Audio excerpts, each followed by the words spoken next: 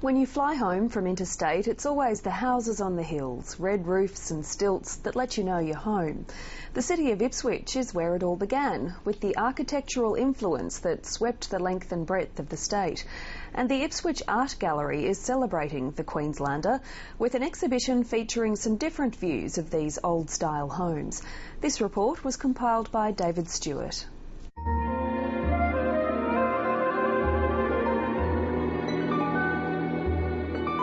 The genesis of the exhibition began probably about 4 years ago, when looking at some of the houses that occasionally open up for the public in the city, and it became immediately apparent that the domestic architecture in this city is one of Queensland's cultural assets in a way. There's just such fantastic examples of heritage houses here. House portraiture is derived from an English tradition that dates back to the 17th century. It became popular in Australia during the mid-19th century, when artists were commissioned to paint the private homes of successful pastoralists and merchants and so on. We wanted to see how contemporary artists might respond if asked to paint a house portrait in the 21st century. And what we found was that the artists, rather than portray the houses as symbols of privilege and prosperity, as had been done in the 19th century, they tended to present them more as vessels for time and memory.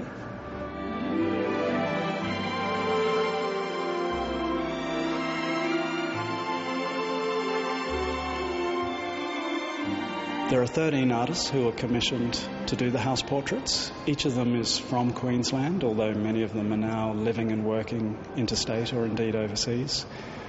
And I think what you see as you walk around is just how diverse the works are. There's no one single way of portraying a house today. Each artist has used a style that is quite particular to their own individual voice. They've chosen their own particular medium and materials, and so there are no two works that are alike in the show.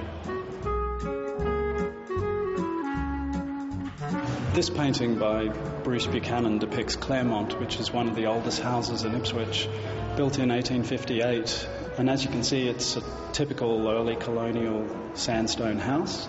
It reflects the late Georgian Palladian style that was popular with the British settlers, particularly those who could obviously had the means to afford a house like this.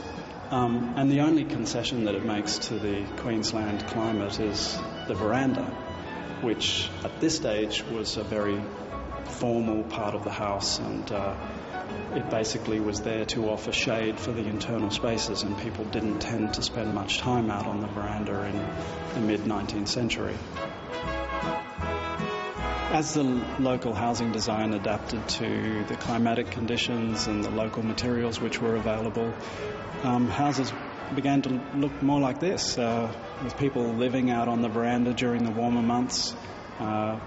Effectively, most of the house was constructed of timber with corrugated iron.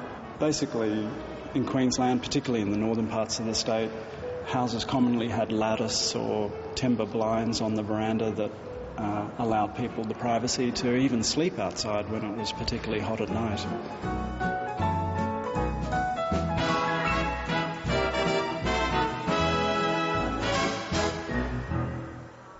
And that exhibition runs until November the 14th.